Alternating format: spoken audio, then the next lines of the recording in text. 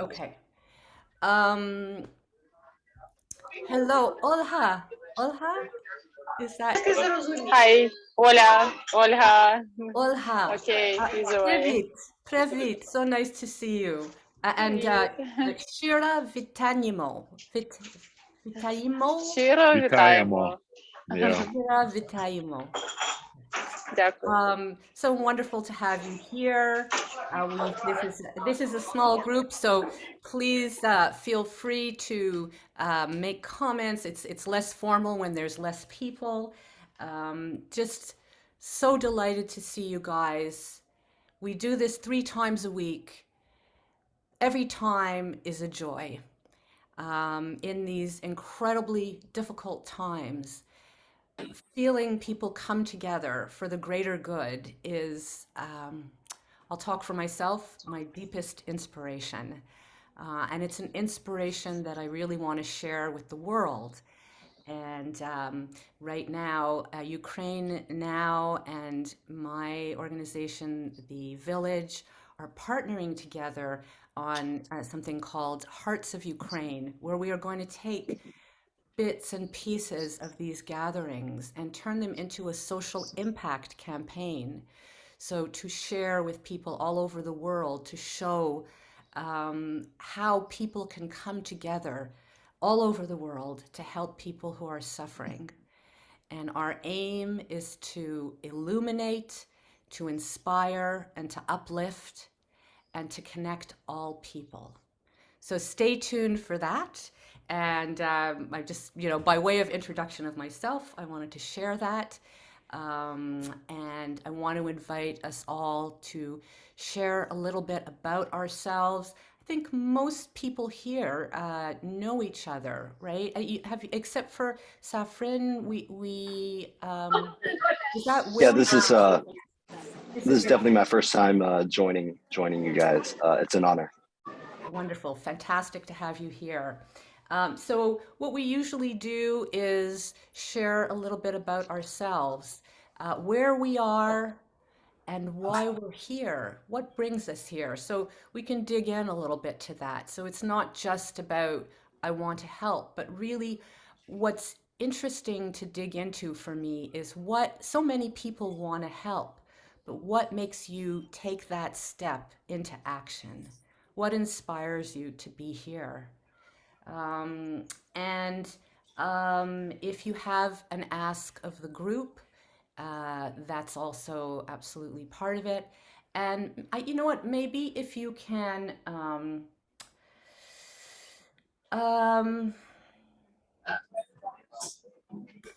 give us a few words about who you are. So, your ancestral roots, where you come from, Hi, and could I maybe get a 16-ounce black coffee, please? describe yourself for in a few words.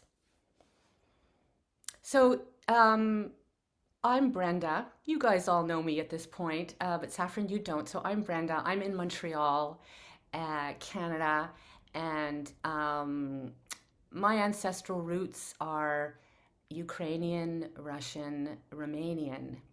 And I think I'm here because I have activism in my bones, and because the older I get, the more love I have. And sometimes it really feels boundless. And I have discovered ways to channel that love. And hosting gatherings like this is a big part of it, of ways to share and cultivate love and creativity and storytelling. And this is what I call modular storytelling. Um, I guess I shared a little bit last time that something that I haven't really worked out in words yet, but is that my grandparents fled as refugees from Eastern Europe. And for them, it was something they never wanted to talk about. The pain was very, very, very deep and very traumatic. And so I lived with this shadow, our families, and so many people live with the shadow of this kind of trauma. And somehow, again, I can't put it quite into words, but somehow being here feels really healing to me, connecting with Ukrainians who are part of my ancestry. And even though it was a painful part, it feels really special somehow to be doing it in love and care. And yeah, sorry if that wasn't that clear, but I'm still working it out, and I'm starting to feel like I want to talk about that, because I feel as if, what happens to so many people and then through generations is that we become so hardened and so bitter, and we pass that pain and hardness and trauma on to our children and then their children. And it just keeps getting passed on. And I'm very, very interested in how we can stop passing on our trauma and learn to embrace each other more. So thank you. Taras, would you like to go next? Sure. I turned off my camera.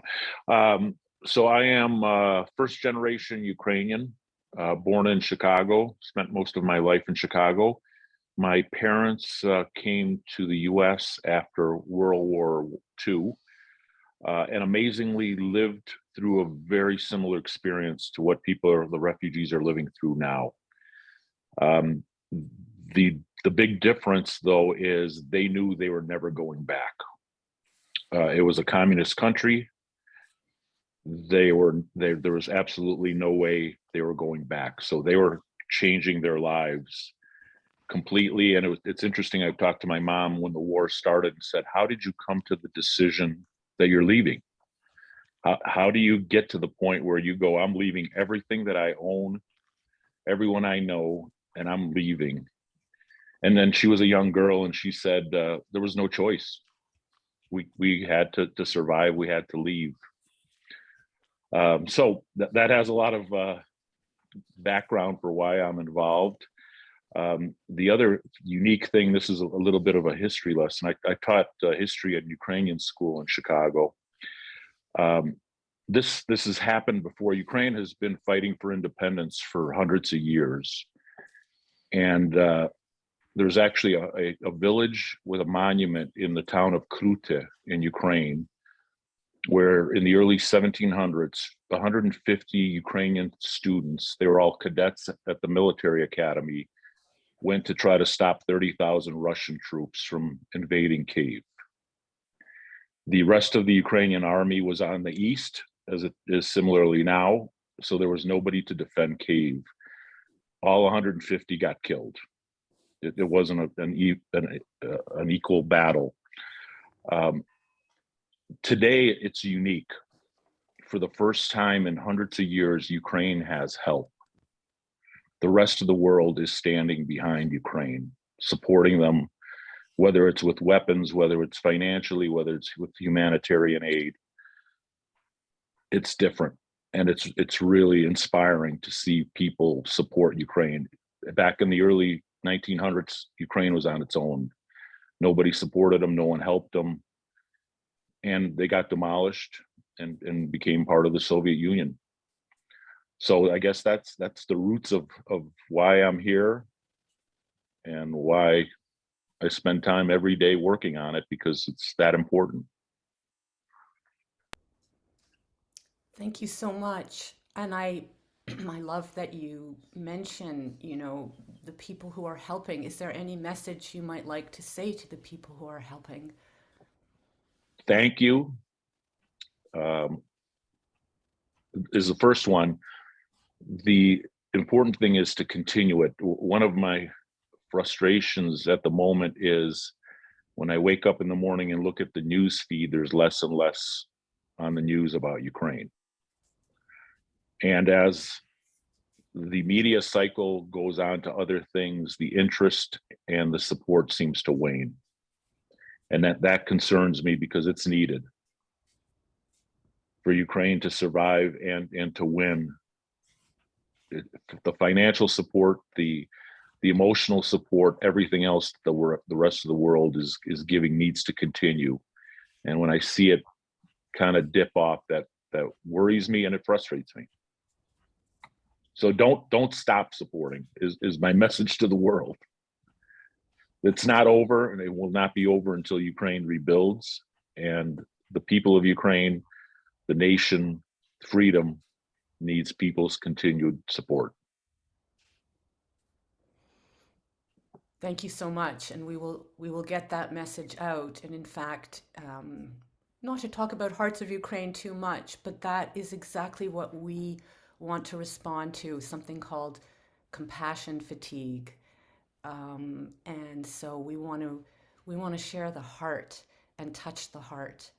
And again and again and again, what you guys are doing here at UkraineNow it's so important and such an amazing roadmap for the world. Bohdan, hello, welcome back. Hello. Hello. Can you share your video? Yes.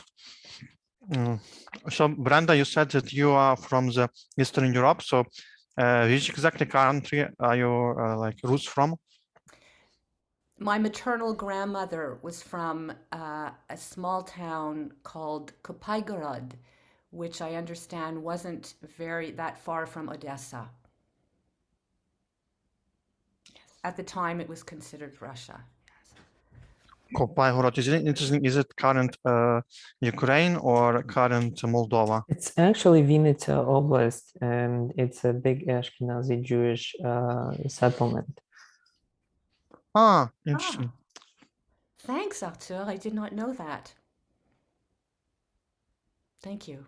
So, Bohdan, perhaps you'd like to tell us a little bit about yourself, how you're doing these days, what you're doing here. Yeah. So and if you have any message that you'd like to share with all this amazing community who is helping.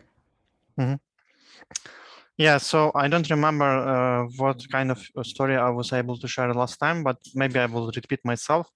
So me, my mother, and my aunt, we decided to escape from Ukraine on the second week of the war. And first, my cousins, they were afraid and they wanted to evacuate somewhere in safe place with their children, and they asked my aunt to drive them abroad.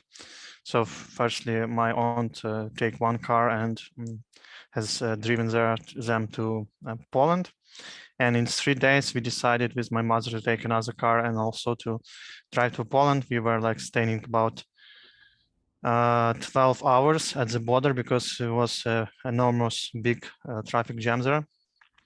Really gigantic, I would say.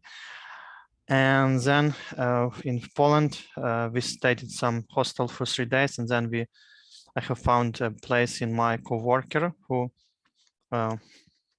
shared his partner with us, so we could stay at his place for 2 weeks.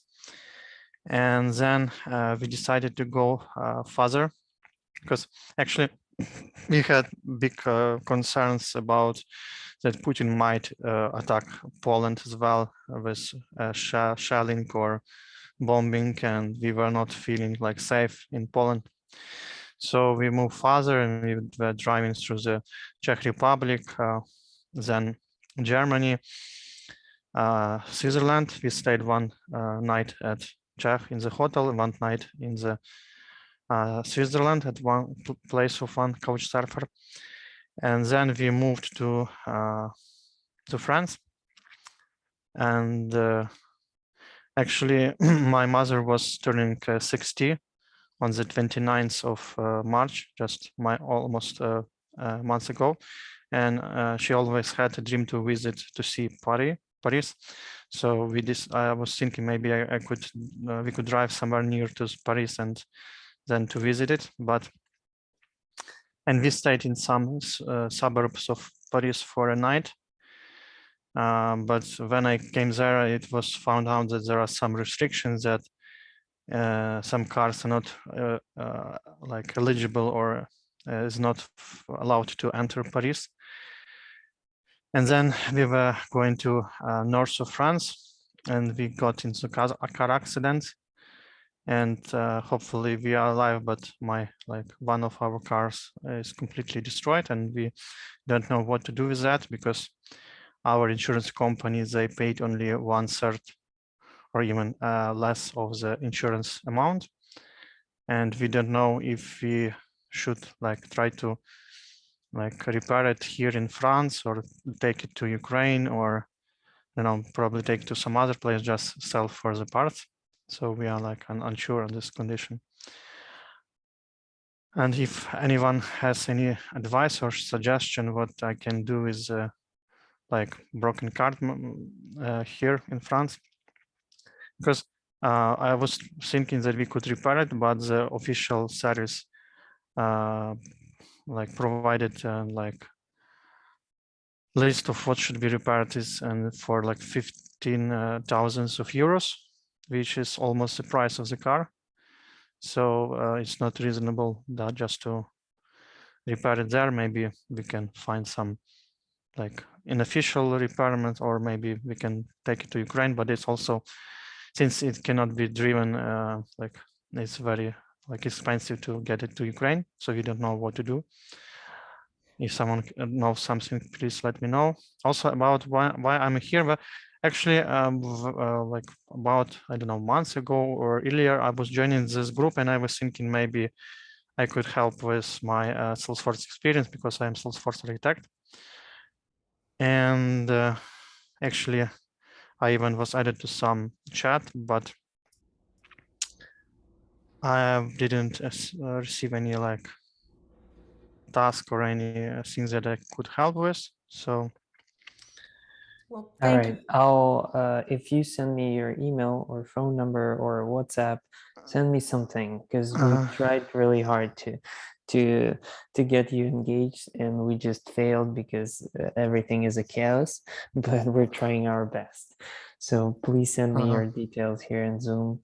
And so I am in the Slack channel, so you can connect me with Slack. So okay. I can send you a message. All right, I can send me a message. send it again. And we definitely need Salesforce. Thank you so much, Bohdan, for sharing some of this this really difficult journey and what strength you have. And I just wish you all good things. Thank you for being here.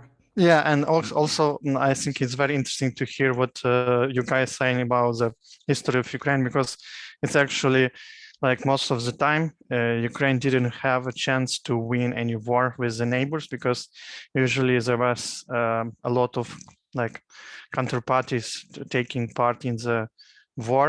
So, and it was very hard to survive, because when there was the Parisian siege, there were different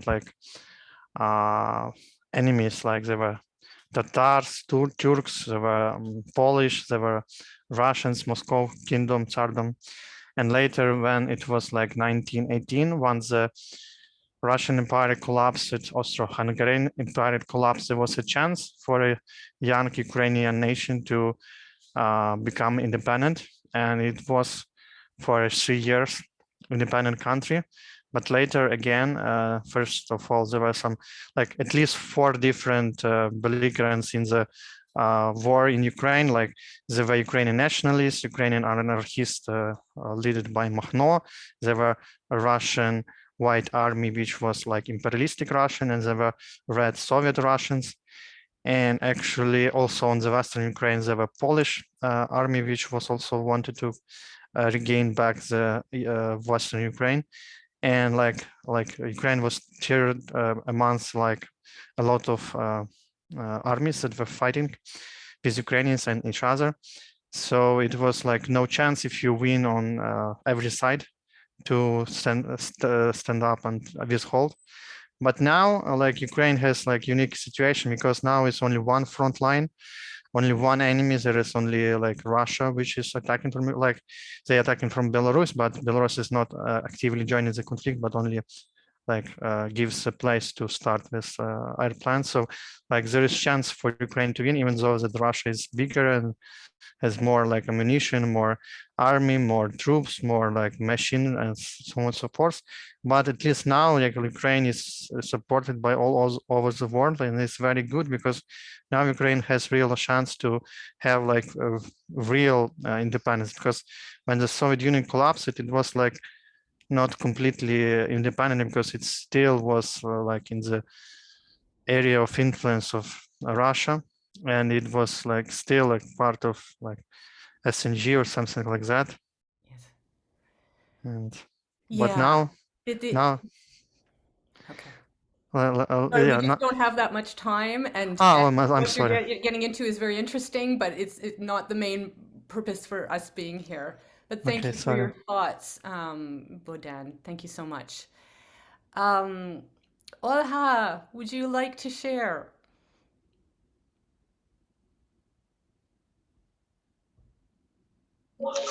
Yeah. Hi. 1 minute. So it's really nice to meet you guys. I don't know why I didn't have a chance to join earlier. It's great that I'm here today.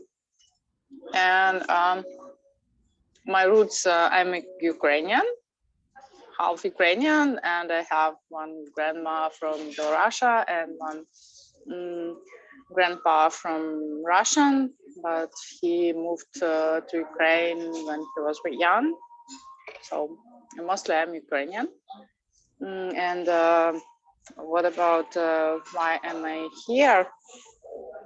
So I think first days of the war, there was so much pain. I have to find a way to deal with it. And I think volunteering helps a lot, this feeling that you are doing actually something. And people I met first days, now actually too, there is a lot of people who joined and they share why do they join. They want to help, and it's really whole world wants to help, and that gives hope. So I think that it was really helping. And now I'm just enjoying the organization and what we are doing. So I think this is why I'm here. And yeah, so it's very interesting to say, I guess, that we talk sometimes about being of service and how that being of service to others can create happiness for ourselves or more peace for ourselves. How do you feel, is there anything that you might like to say to the volunteers who are helping? Yeah, actually, I want to say thank you, first of all, especially warming that helping people who don't have any roots or don't have any connections with Ukraine, don't know anything about Ukraine, but they just want to help and they join and they help. And I want to say, just don't stop doing it. Continue to do it. And also, I'm here as a representative. If you don't have a task and you want to help, you can write me, and I see what we have, and we'll try to connect you to the certain team or team leader. So you can write me. I will. I think I can write my email or tag myself in the channel. Yes. Perfect. Thank you. That's so fantastic because generally the meetings are much bigger than this. And there are lots of people who come and say, I'm waiting to do something. So it's going to be wonderful having you or another representative of UkraineNow here. Thank you so much, Olha. So fantastic to meet you. Tom, is this a good time for you or you're driving now?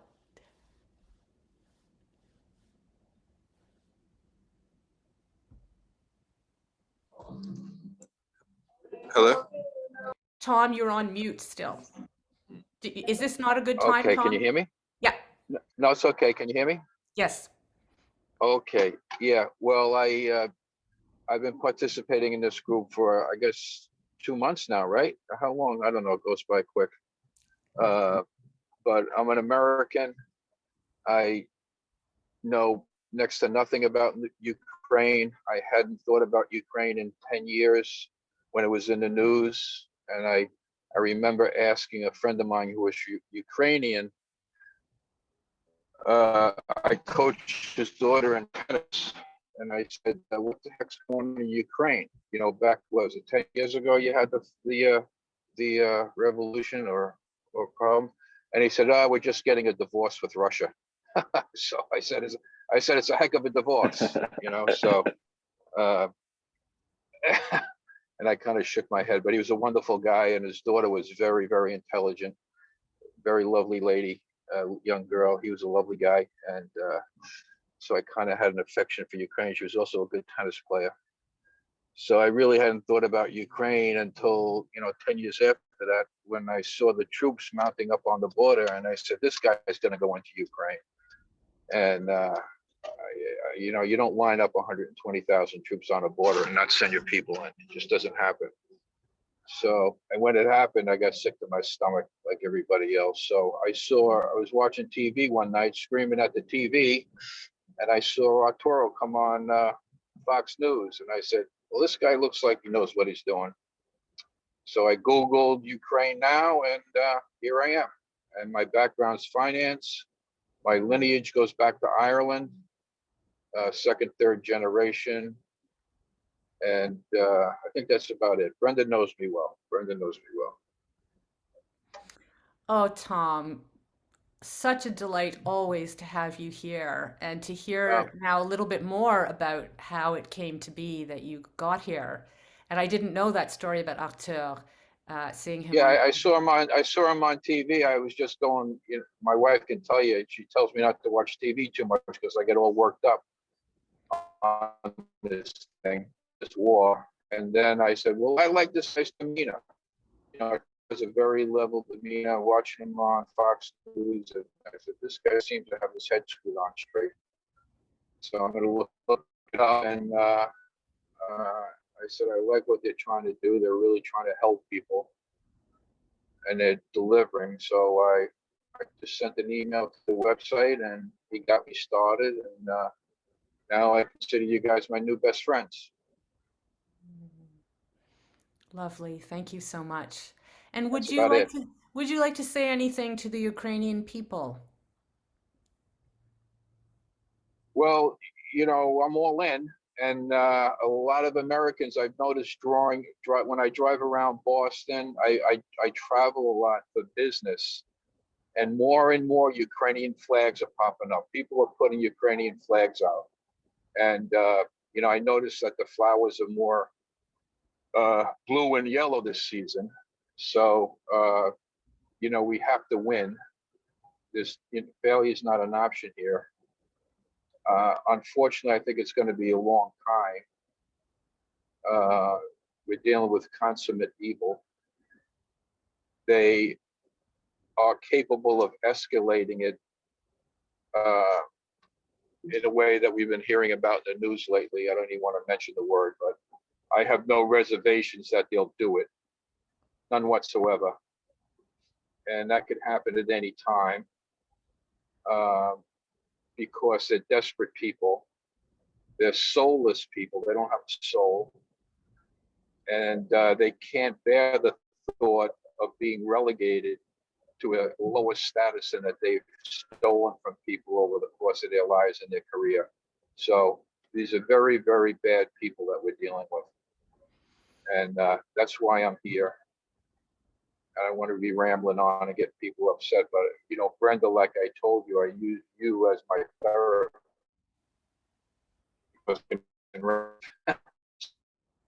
Sorry, you just cut off. Tom, sorry, you're cutting off. Yeah. Okay. Sorry, I didn't hear what you just said. All right. Well, go ahead. Can you hear me now? Can you hear me better now? Yeah. Yeah. Okay, you're well, frozen I was again. just saying, Brenda, I use these. Sorry, you cut off again. Maybe you next time you're back, you'll have better reception. Your voice is your voice is breaking up. We just can't make out what you're saying, or at least I can't make out what you're saying.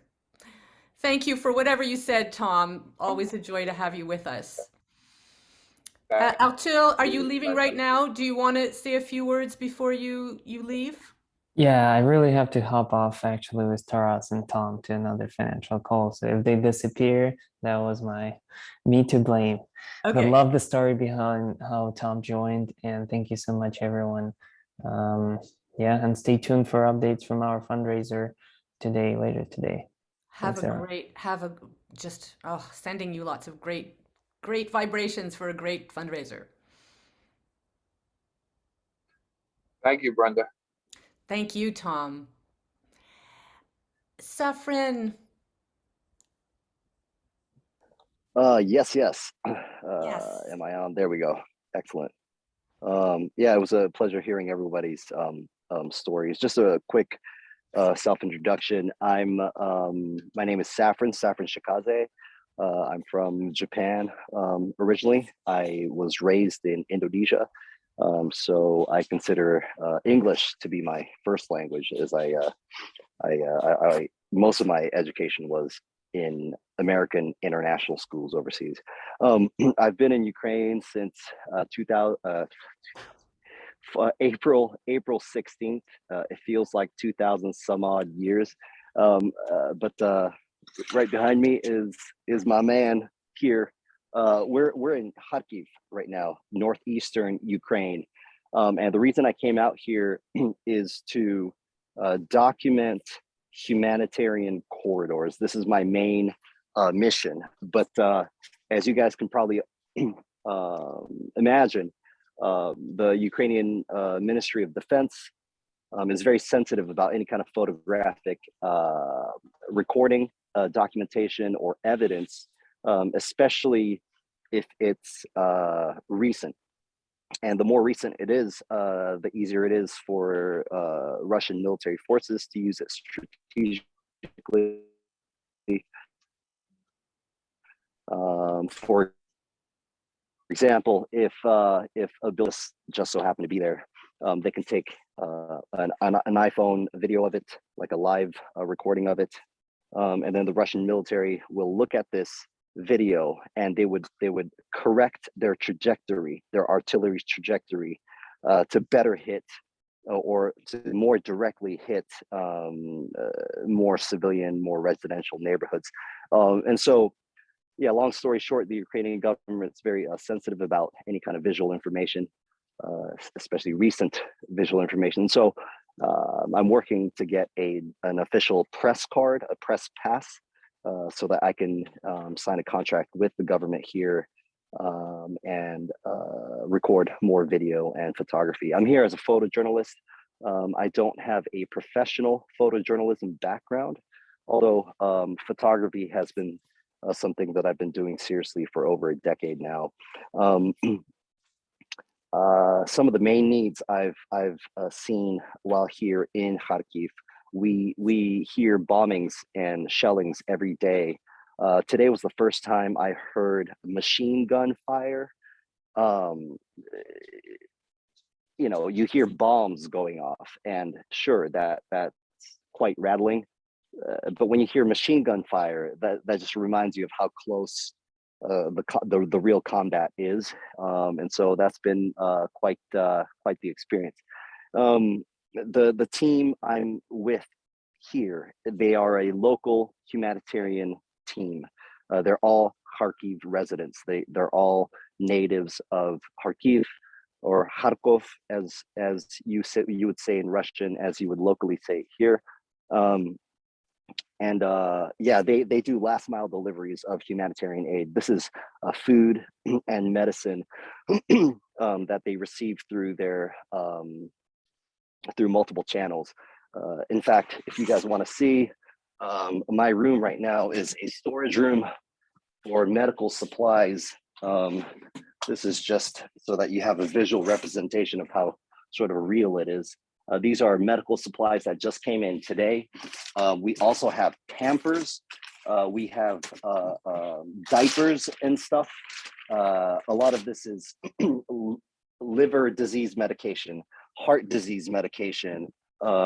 It includes diabetes medication. This is the kind of really high-end medication and prescription drugs that a lot of the people here would otherwise not get without these guys.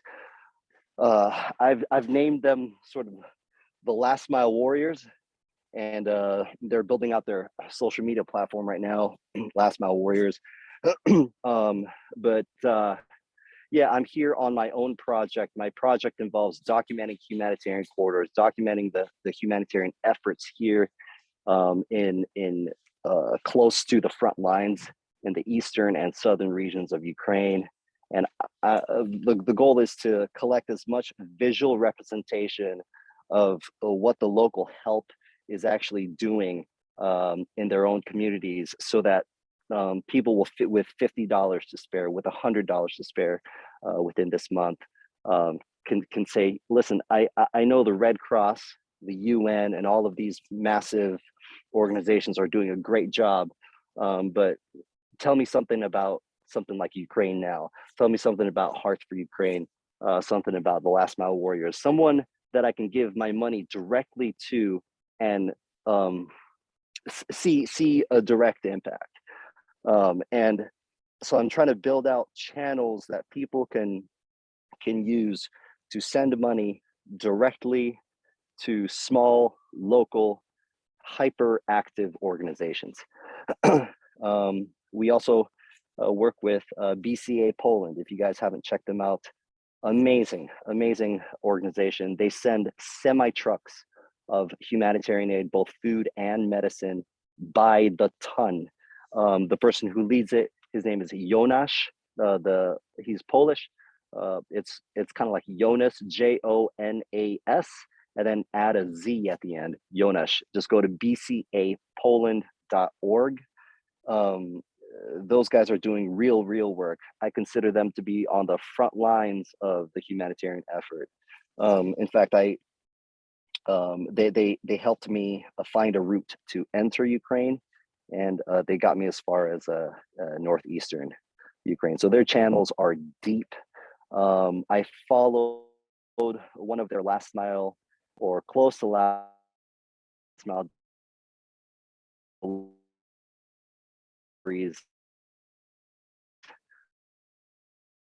And then we got in a van to follow Saffron, the last sugar on the same. Saffron, Yep. I'm sorry to interrupt, but you're breaking up.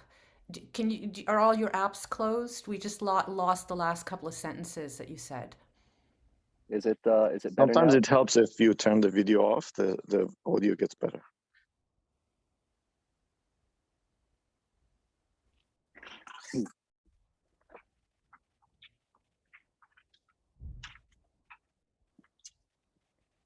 I think it's okay now. Is it better now? Okay. Could I continue? Please. Yeah. All right. Excellent. So just being able to see the exact packets of food being delivered to specifically to the people or the person who will be consuming them was quite a moving moment. And so those are the kinds of images that I'm trying to capture to really move people into action. Just on a last note, the reason I'm here was because of the 2013 coverage of Vice News. They were covering Euromaidan, and I saw the sort of the courage of the Ukrainian people, and I was extremely inspired by this, and that's why I'm here today. And so, if images and visual representations can move people like that, like me, someone from Japan who wouldn't feel the effects of war until probably this winter, winter 2022. For someone like me to come out here, it really was the visual representation, the photojournalism that made me act. And so I'm here to collect even more photojournalism so that other people can add. Yeah, that's sort of why I'm here. That's about it. Wow. Wow. Thank you for everything you're doing and Absolutely. how it goes full circle. So what you're doing is what moved you to do it. And that's such a beautiful thing, such a powerful thing. And I think we have the same, we share a similar vision of going through the heart and in some ways sharing experience so that people can feel connected to it, human to human. And that creates a lot of inspiration. And inspiration leads to action, which is Absolutely. Absolutely. UkraineNow is all about. Boy, did you find yourself in the right place. Are you part of the Slack channel? Yes, I was added to the Slack channel a week or so ago. Mhm. So what I would do if I was you is I would post anything that you're looking for or anything that you have to offer on the Slack channel. Also, maybe Olha, I don't know if you've already taken down his name, but having somebody in Ukraine, having visual representation, having photography of what's going on, also connected to the channels that you are, right? The organization bcapoland.org sounds like a great place to connect with.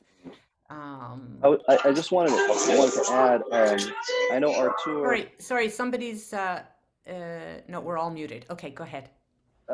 I think Artur has already left, but Olya is still here, and I've chatted with her a few times on the channel. But for everyone who is involved in the Slack channel, I just wanted to add sort of a victory that we had recently.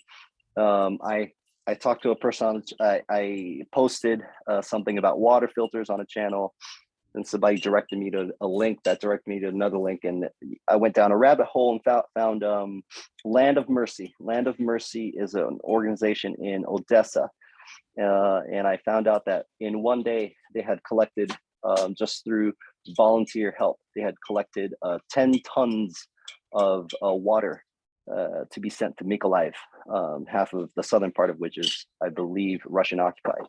But yeah, they were doing some real work, and there was a Tex in here in Poland who I met, who has 50 or had 50 industrial water filters. One filter would purify 378,000 liters. That's 100,000 gallons of water, and he had 50 of those. So you're looking at 5 million gallons of water potential. And he was able to, I directed him to Mykolaiv. And in fact, the mayor of Mykolaiv sent him an entourage to pick him up and his 50 water filters, and they have distributed it to the Ministry of Defense department or something like that in Mykolaiv. So that was a huge success story. I haven't posted it on the Slack channel, but I just wanted all of the very active people on this channel to know, yeah, that work has been done, and I'm very happy about that. Fantastic. Thank you for sharing that, and please share it on the Slack channel because this is like food for us, right? We really Absolutely. Yeah, that's amazing. Thank you for your story and for what you are doing. And I think it would be great to connect you to our media team, and maybe something great will come up for this. Thank you. Thank you so much. Is it Willie J. William, or am I confusing you with somebody? Will, I go by my middle name. Will. So, go ahead. Yes. yeah, I'm dialing the second time. I'm joining this meeting the second time now. Last time I uploaded my my personal information to the Google Docs spreadsheet, or the Google Sheets spreadsheet. I have not joined the Slack channel. I don't actually have a Slack account. I've used it like once or twice a long time ago at Tech Jobs. but I've been meaning to do that. But once again, just mostly joining to see how I can get involved. I'm actually calling from a coffee shop now because I just moved out of my apartment. The lease expired, and a lot of things are up in the air for me because I'm getting divorced, and so I just here saying like willing to get involved. However, with however I can, like with technology or possibly on the ground. Willing to travel to Eastern Europe if necessary. This month or next. That's amazing, Will. And I'm sorry for your challenges. Where are you, and what specifically can you do? How do you feel? I'm in Chicago. I work at IT job. I program in SQL and VBA R. I doubt there's like a specific need for those languages right now, but I put my skills in the spreadsheet, so that's probably the main place to go. Excellent. Thank you so much, and great to have you here again, Will. Yeah. Samim.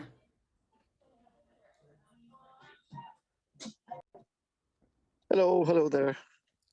Just let me, I'm outside with the family today in the backyard. So it's a sunny day here in Toronto. And just decided to spend some time with the kids and the family. Hey, Leo, come. I think given the smallness of the group, do you feel? Yeah, that's what I was going to say. I would really rather the people who are new who would like to go ahead and share. And I'll be listening today. I'm very happy to listen. You're cute, because I was going to try to draw you out more, because I would love to hear a little bit more of your story. I'm not sure it's the right moment for you right now, but I know you have such an interesting story, and that what you've done with your life, what you do with your life, is a great inspiration. Oh, thank you. I'll be very quick, because I have some good news actually. So what I've been doing with my life for the last 4 years. Sorry, this little one wants to be on the camera. Say hello. Hello. He's Leo. So in the last 4 years, we've been working on this project called Centigram, and it's my startup. We have a small team, and the goal is to make gifting beyond borders. So you can gift anyone you want. Now, the word gift is, people always think about it as a gift of celebrations or for birthdays and weddings and things like that. But gift is actually beyond that. Gift is about giving and sometimes helping someone who needs financial support or even food or anything. That's also a type of gift, because you're not expecting anything back from that person. So the last 4 years, we've been working on this app where it allows you to send gift cards to people around the world so they can spend them in their local country. And because of my background coming from Yemen and very difficult to send aid over there, this was one way to go around the problem. So when the Ukraine situation happened, we realized we can help inside Ukraine and also outside for the refugees. So the good news I wanted to share is that within Ukraine, we are very close to sign up multiple companies to start using it. But outside with the refugees, I connected with Elena through this group. She's in Toronto, and she's already helping 10 families in Toronto who just landed. So I'm working with her. We created a very simple document that we're sending to these people so they can sign up. And then within the network of Centigram, we're going to send an email to all the members to share snippets of their stories and say, these are people who are on Centigram. This is their user IDs. You don't need to share phone number or private information. It's a user ID. And if you wish to help them to send them a gift, you can send it through Centigram directly. And I'm hoping that these people will be overwhelmed when they start seeing random people sending them gifts. Gifts could be for groceries, could be for clothing, medicine. You can use it for anything you need within Canada. And even if you don't have a bank account yet. So there is no need to have a financial institution in the middle to do this. So far, one person has signed up. We're just trying to do a translation of the document, and I've shared it with Artur as well. And if that actually goes well, we're going to start working on that a little bit more to start spreading it around and see if we can get more refugees on board and more people can help them. And I'm also talking to some philanthropists. If they want to donate, they can donate directly through Centigram, and we will spread it between these people. That's what I wanted to share, and I look forward to sharing more results with you in the next few days. I'm Samim, and I'm very happy to be here, and amazing work that you guys are doing within Ukraine. I'm so amazed how, Safran, you have gone to Ukraine and you're risking technically your life to do what you're doing. Really kudos to you. And I asked you to send me an email because maybe when we're live in Ukraine, we might need your help as well. Already done. The guy you just saw behind me, he's the guy who does the real work. So yeah, credit where credit is due, right? Keep up the good work. Samim, okay, you said a lot. I'm not going to push anymore, but I'm after you for more of your story, more of your inspiration. I'm so excited about the news that you just shared. That is just so beautiful. I can only imagine how it will feel for people to receive these gifts, and how you're doing it is so beautiful. I just, wow, right? Wow. Yeah, that's amazing. Wonderful, great. You know, you are so great people. It gives me goosebumps when I think about it. I cannot wait to see many people. Just seeing a smile on somebody's face in such difficult times, it's priceless. It's priceless. So, Samim, what is your inspiration? What is my inspiration in terms of what inspires me to do this? I don't know what is my inspiration. My inspiration maybe because of what happened to my family and what happened in my life. We got deprived a lot. And I'll share with you a small story because sometimes I believe it's in our blood. Some people, it's just in their blood.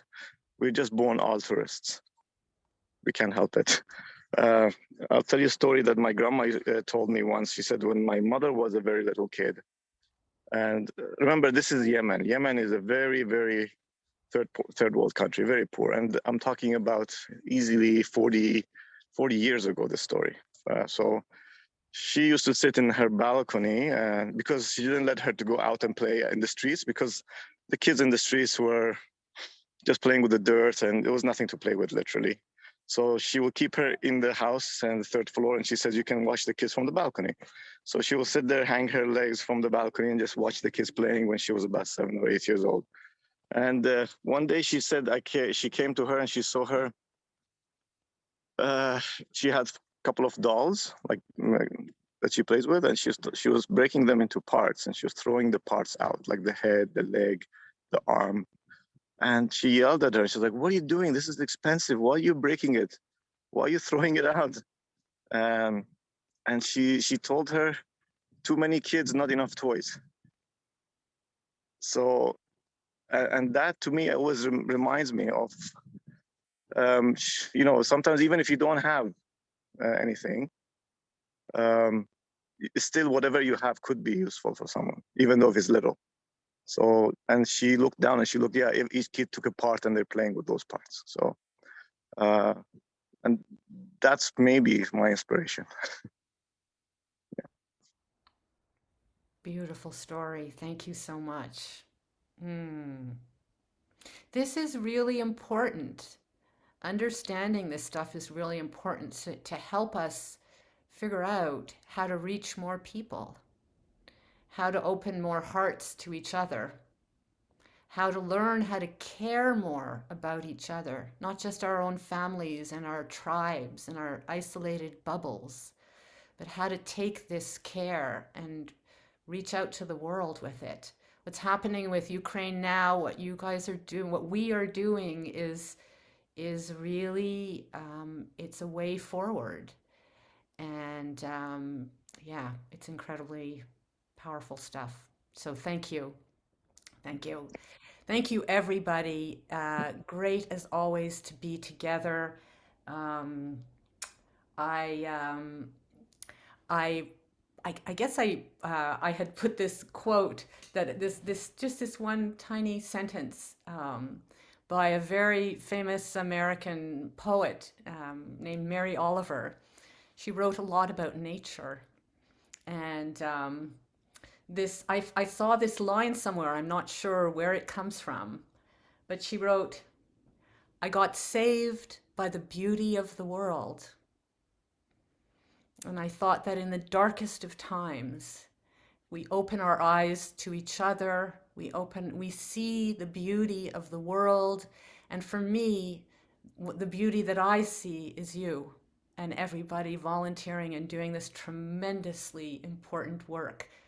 And we want to make this work grow, right? Like Samim's startup, we want this idea of gifting each other to grow.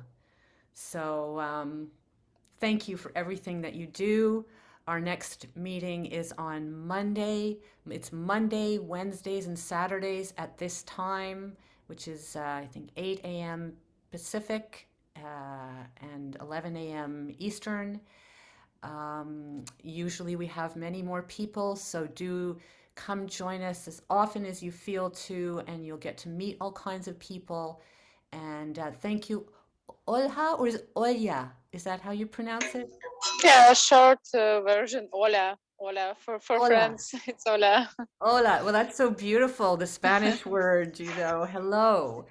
Hola. So great to have you with us. And yeah, I wish you guys all a wonderful day. And Safran, please stay safe. Stay safe. We need Absolutely. you to be safe, and we Yeah. need you to share your vision. So Yes, yes, really, absolutely. really looking forward to. I hope to connect with you. We're just right on the same page. And I'll try to stay as active on the slides as I can. Just one last request. If you guys can, I now understand that it's Kyiv time. Kyiv time is 6 p.m. and I couldn't figure that out, like when you guys had the Zoom calls, because you would post it on was it Pacific time, in California time. But for others who perhaps might be in Kyiv time and want to join and just have no idea how to work that out. In my case, it's probably an IQ issue. I couldn't figure out the time zones. But yeah, if you could post the Kyiv time, that would be extremely helpful, just for future joiners, I would say. thanks. That's a great suggestion, and I will mention that. Yeah, Kyiv time. Yeah. Anything else? Anybody want to say before we? May I just add some more words? Actually, I have read that Congress has confirmed the land lease for Ukraine. It's a big win for Ukraine. So I want to thank every American, I don't know, congressman, every American citizen who supported Ukraine and who helped Ukraine to get this like land lease. So I believe that if Ukraine receives land lease, we might win much faster.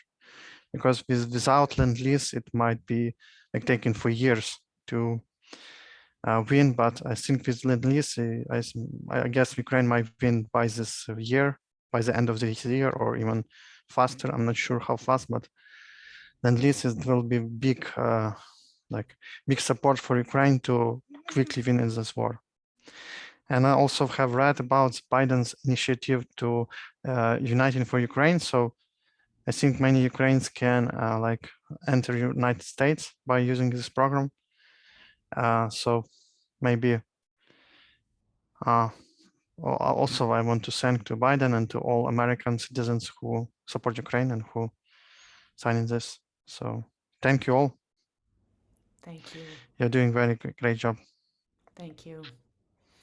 Have a good day, you guys. Stay safe. Okay, you're so before we get off, you're posting Humanitarian Partners. Okay. Right. I'm Sorry, Ola, did you see what he posted there? Yeah, I do. Thanks. Okay. Fantastic. I just want to add UkraineNow into the list, so that people know which partners and which humanitarian aid organizations they can donate directly to.